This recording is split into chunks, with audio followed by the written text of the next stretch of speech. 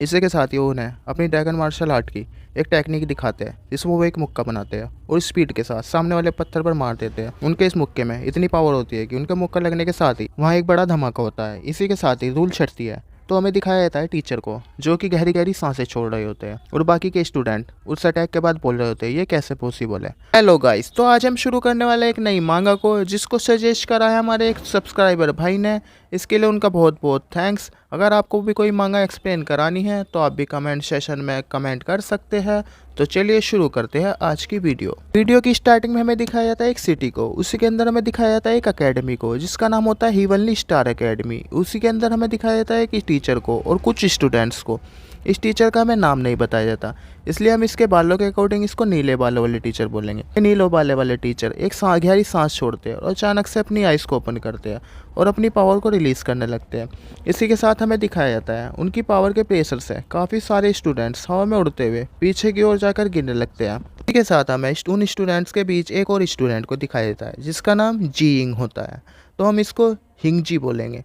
हिंगजी मन में सोच रहा होता है इसका प्रेशर इतना ज़्यादा है कि मुझे सांस लेने में भी तकलीफ हो रही है। इसी के साथ टीचर रुक जाते हैं और इसी के साथ बोलते हैं जैसे ऐसे मैं तुम्हें सिखाता जाऊंगा तुम इस बॉडी ट्रांसफॉर्मेशन को भी सीख जाओगे।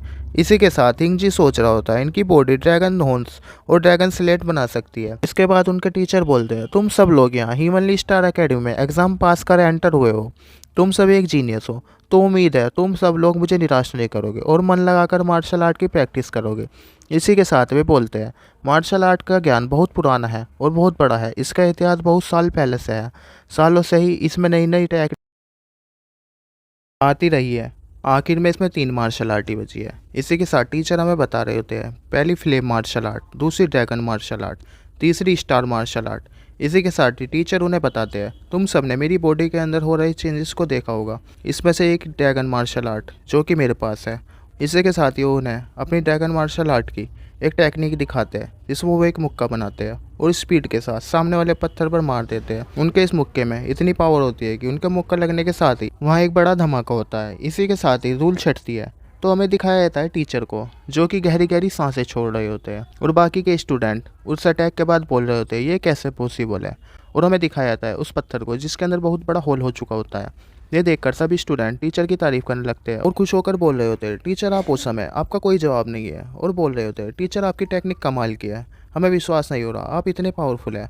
और टीचर से उस टेक्निक को सिखाने की रिक्वेस्ट करने लग जाते हैं। इसी के साथ टीचर मन में सोच रहे होते हैं अगर इनको यही टेक्निक इतनी पावरफुल लग रही है तो लगता है इन बच्चों ने अभी तक कुछ नहीं देखा। इसी के साथ एक लड़का बोलता है टीचर आपकी पावर देख कर तो लगता है ड्रैगन मार्शल आर्ट सबसे ज़्यादा पावरफुल है।